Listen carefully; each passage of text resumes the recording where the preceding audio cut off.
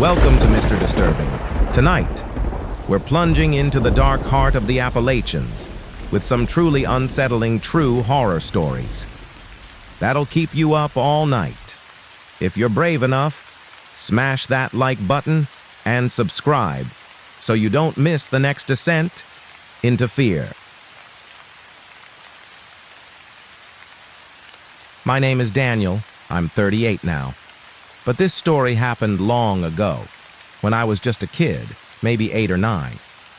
Back then, every summer, my parents would send me to a camp deep in the Shenandoah National Park, tucked right against the Blue Ridge. It was a small camp, maybe 40 kids each year. Nothing fancy, but I loved it.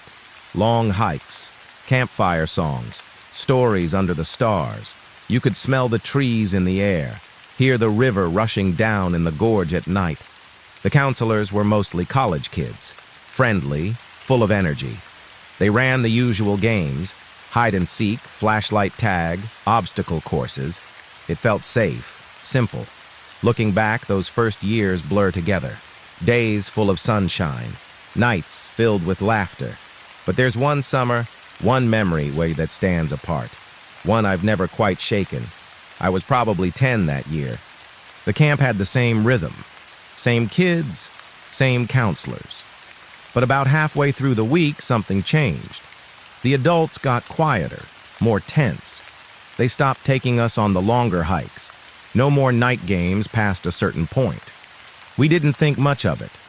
Kids don't notice what they aren't told. Then one night, after dinner, the head counselor, a guy named Greg, called us together. Said we were going to play a new game. Something called invisibility. Sounded cool enough. The rules were simple. When the bell rang, we'd all race back to our cabins as fast as possible. Once there, we had to hide. Under bunks, in sleeping bags. The goal was to be invisible. The counselors would come check. The cabin that hid the best would get extra candy. That's all they said. No one questioned it. We were kids. Candy was candy. I remember lining up with the others, my heart racing. I was fast, one of the fastest in camp. When the bell rang, I took off, legs pumping, air sharp in my lungs. I hit the cabin first, dove under my bunk, pulled my sleeping bag down tight, breath held, my ears strained. The night outside felt still, too still. The usual cricket chorus seemed muted. Then footsteps, voices, the counselors coming through, checking cabins, shouting encouragement, telling us to stay hidden. Eventually, they left. The game was over. We were told to stay in the cabins after that. No wandering, no sneaking out to the fire pit. Again, we didn't ask why. The next night, we played again. Same rules, same rush. But this time, something felt off. The counselors seemed more serious, more watchful. When they walked through, their voices were tighter, their smiles thinner. I remember seeing Greg's face when he opened our door. He looked tired, stressed, not like himself. The game went on for a few nights, always after dinner, always the same pattern. No one explained. We just ran, hid, waited. Years later, much later, I'd learned the truth. And looking back, it still chills me. But at the time, it was just another game. Something fun, a break from routine. We didn't know, couldn't know, what was really happening out in those woods. Not yet. It wasn't until years later that I learned what really happened that summer. Why we'd played that strange game. Why the counselors had looked so strained. I must have been in my 20s by then, visiting my parents one fall. We were sitting around the kitchen table, swapping old stories. Somehow the conversation drifted back to camp.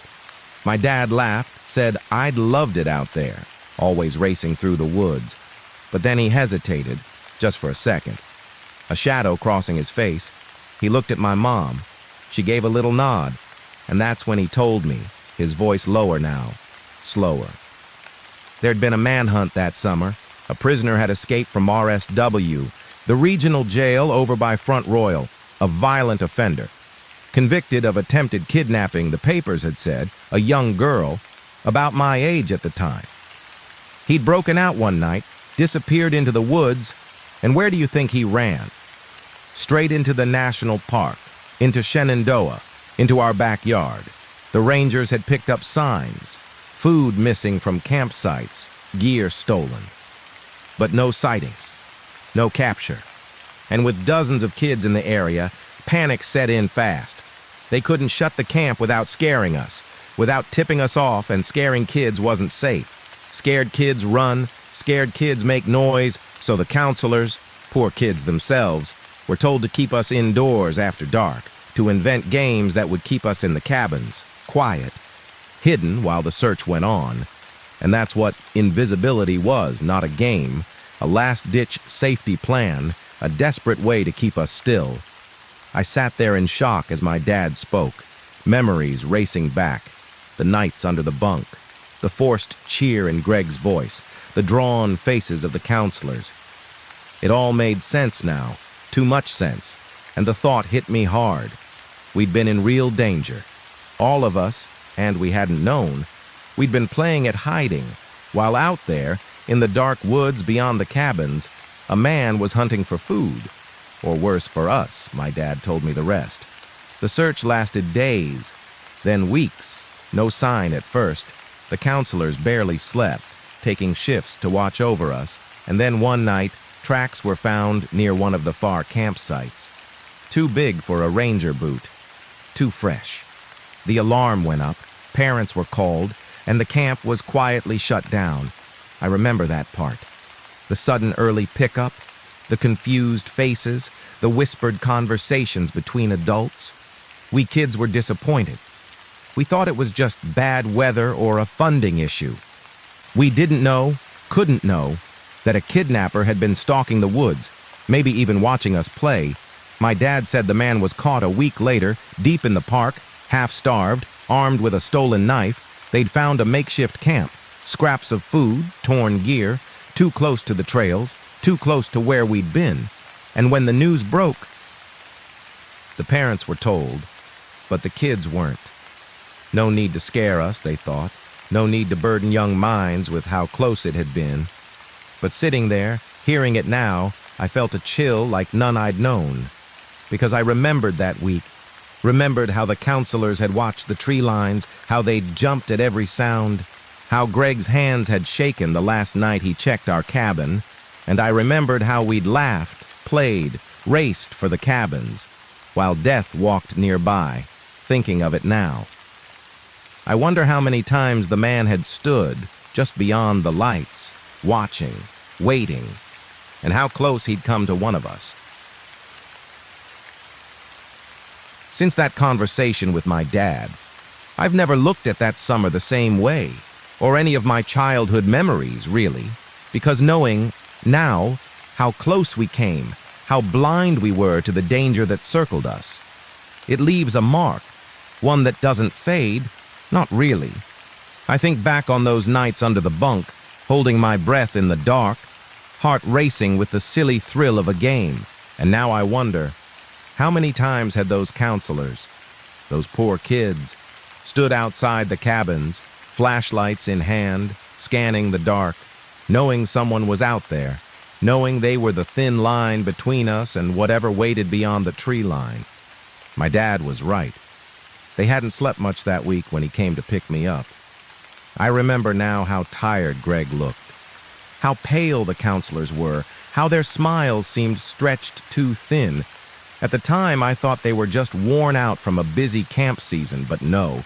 They'd spent nights on high alert, guarding a flock of children from a threat they couldn't fully control, and it haunts me now, thinking of how close we'd all come to becoming headlines, to being names in some tragic story. We thought we were safe, thought the grown-ups had it all in hand, but sometimes the grown-ups are just as scared, doing their best to hold the line. I learned later that some parents were furious, felt they should have been told sooner, but what could they have done? Panic would have spread fast, and panicked children in those woods. Well, that could have ended even worse. And the strangest part, the part that unsettles me most, is how innocent it all had felt at the time. how we'd laughed and raced and played, never knowing the truth. And it makes me wonder how many other dangers have brushed past us in childhood, unseen, unspoken, while we played unaware. How many times were we spared by luck alone? It's a thought that lingers, especially now that I have kids of my own, and when they beg to go camping, to wander deep into the woods. I hesitate, more than I used to, because I know now what lies beneath the surface of those forested places, the stories no one tells the children, the dangers masked as games. And on foggy nights when the woods grow still and the air hums with that old familiar weight, I think back to Shenandoah, to that summer, to the game we didn't understand. And I wonder, was he ever watching? Was there a night, just one, when that man stood outside our cabin, hand pressed to the wood, listening to our whispers, waiting for a moment to strike? I'll never know. But sometimes in dreams, I see it. The dark woods, the thin sliver of light beneath the cabin door, and just beyond it, a shape, waiting, unseen, while we hid, thinking it was all for fun. And that's the thing about childhood, about the world, really. Sometimes the scariest dangers are the ones we never knew we faced, until it's far too late. My name is Ethan Cole. I'm 43 now, but I was just 25 when it happened. I hadn't lived long in the mountains back then. I'd grown up in Charleston, city kid mostly, used to streetlights and sidewalks. But after college, I got tired of the noise, the endless rush. So I took a job managing a forestry outpost up near the Blue Ridge, small place, old ranger's station in the hills. The town nearby was called Ashford, not even a dot on most maps. You had to want to find it. I liked that, the quiet, the space. I spent my days walking long stretches of forest, checking paths, marking old boundaries. Nights were for sitting on the porch, listening to the wind in the pines. It suited me, or so I thought. Folks in town were friendly enough, though they had their ways. They spoke soft about certain hollows, warned about places not marked on the maps. Old land, they'd say. Best left alone. I half listened. I figured it was mountain superstition, the kind that clings to places this old. The Appalachians are ancient, worn down long before any man set foot here. You can feel it sometimes, a weight in the earth. But it was late October when things changed. The leaves were thick on the ground. Frost kissed the mornings. That week, I'd been asked to survey an old fire road past Mill Creek Hollow, one of those places the locals whispered about. It wasn't even used anymore, barely a path, but orders were orders. I packed light, took my camera, my radio, left just after dawn. The air was crisp, the woods silent. The deeper I went, the more that silence pressed in. No bird song, no rustle of squirrel or deer, just my boots on old leaves. By noon, I reached the ridge above the hollow. That's when I saw it. Through the trees, a faint light, pale, flickering. I thought it was a reflection, maybe a cabin, but there were no cabins out there. I checked my map. Blank space. The light pulsed, slow and steady like a heartbeat. Curiosity got the better of me. I followed. The path twisted, narrowed. The trees grew close, old pines, their trunks dark with age. The air smelled strange, sweet and sour like overripe fruit. The light grew brighter, closer. It led me down into the hollow. The ground grew soft, the air colder. I found myself in a clearing, wide and empty, ringed by those ancient pines. And in the center, a pool of light. No source, no flame, just hanging there, pulsing in the air. My breath caught. I raised my camera, snapped a shot. The shutter clicked, and the light flared. The air seemed to ripple. I felt it then. A pull. Not on my body, on my mind. A deep hum behind my eyes. I staggered back, but the light followed, drifting closer. The whispers came next. Faint at first, just beneath the wind. My name, soft and cold. Ethan, Ethan. I don't know how long I stood there, rooted to the spot, but something, instinct maybe, broke the spell. I turned and ran. The path behind me seemed different now. Twisted, unfamiliar. Branches clawed at my jacket. Roots seemed to shift beneath my boots. But I ran, hard, until the trees thinned and the station came into view. Breathless, shaking. I slammed the door behind me. The light was gone, but the hum remained, faint in the back of my skull. That night I couldn't sleep. Every time I closed my eyes, I saw it. That pool of light, hanging in the air, calling me. And in the dark between dreams, voices whispered.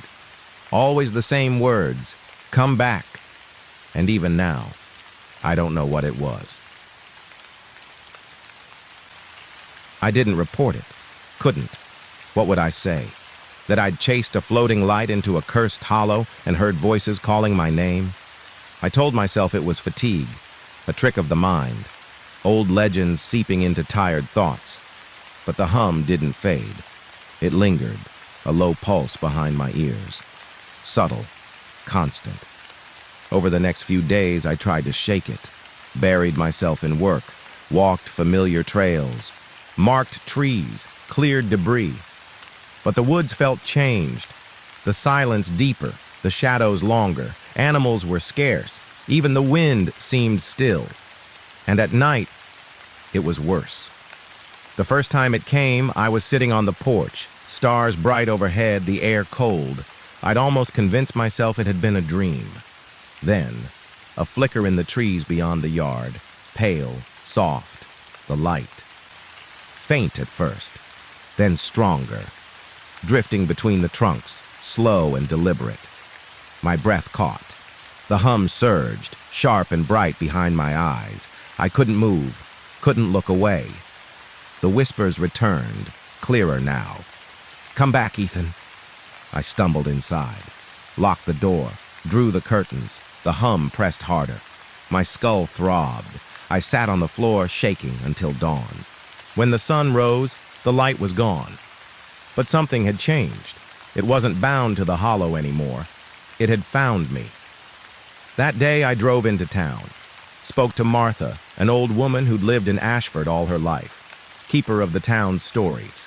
I didn't tell her everything, just enough. Her face paled. She crossed herself, whispered one word, callers. I asked what she meant. She said the old places, the deep hollows, sometimes held things older than the mountains, things that called to the living, drew them in, took pieces of them. Some who followed never came back. Some did, but changed. Not right, not whole. The light, she said, was their lure, their voice, their promise. Don't follow it, she warned, no matter where it leads. I nodded, but the words offered little comfort. The nights grew worse. The light returned again and again, always just beyond the trees, always pulsing, always whispering. The hum built day by day, wearing me thin. I stopped sleeping, barely ate. My hands shook. My thoughts scattered, and still. Part of me wanted to go back, needed to. The pull grew stronger. I dreamed of the hollow, of standing in that clearing, the light above me, wrapping me in warmth and cold all at once. I'd wake drenched in sweat, heart racing. The whispers followed me even in daylight, faint and sly. Come back. One night, near the edge of sleep, I heard something worse. A voice, not distant this time. Inside the cabin, soft footsteps on the old boards. The floor creaked. A shadow moved beyond the bedroom door. The hum roared. I forced myself up, flashlight in hand, heart in my throat. The cabin was empty, the door still locked, but on the porch, prints, bare, small, like a child's, leading back toward the trees. I knew then it wouldn't stop, not until I returned. The callers had marked me. and the longer I resisted, the harder they would pull.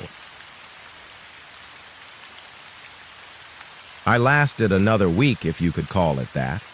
No real sleep, no real rest. Every night the light returned, stronger, bolder, closer. First at the tree line, then at the edge of the yard, then drifting just beyond the windows, pulsing in time with the hum inside my skull. And always the whispers, clearer now, louder. Come back, Ethan. Come home. And during the day, I couldn't focus, couldn't think. I stopped going into town, stopped answering the radio. The station logs went unfinished. I barely ate, barely moved. It felt like the forest was pressing in, wrapping around the cabin, the pines leaning closer, the shadows stretching longer, and always that voice inside me. Not words anymore, but a deep, hungry need, a pull in my bones, and by the seventh night, I broke. I don't remember standing or opening the door or stepping barefoot into the cold. I only remember the light. So bright now, so warm, waiting just beyond the yard, and I followed through frost-crusted grass into the dark trees, the air thick with mist, the hum shaking my teeth, the whispers singing soft and sweet. Come home.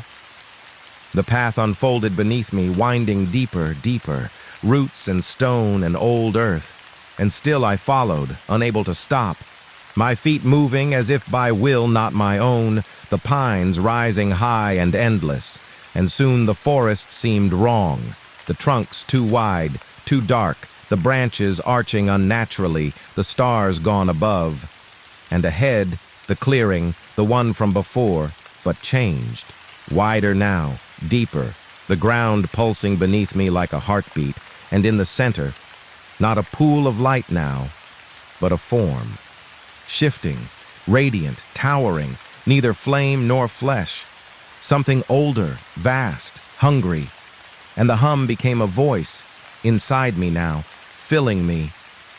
You came home. I dropped to my knees, shaking, unable to look away, and the thing reached, tendrils of light and shadow curling toward me.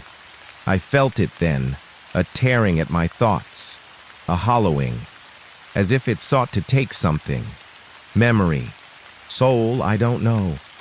And in that moment, something in me screamed, a raw, primal instinct.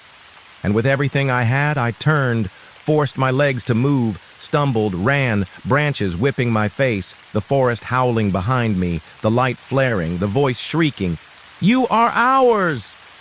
But I ran, blind and desperate, until somehow, impossibly, the cabin came into view, dawn breaking pale on the horizon. I slammed the door behind me, collapsed on the floor, body shaking, breath ragged, and for the first time in days, silence. The hum was gone, the light gone, and yet I was not the same. Even now, all these years later, I feel it. Something missing, something left behind in that hollow, and some nights, when the fog rolls down from the ridge, when the pines sway slow in the wind, I see it again.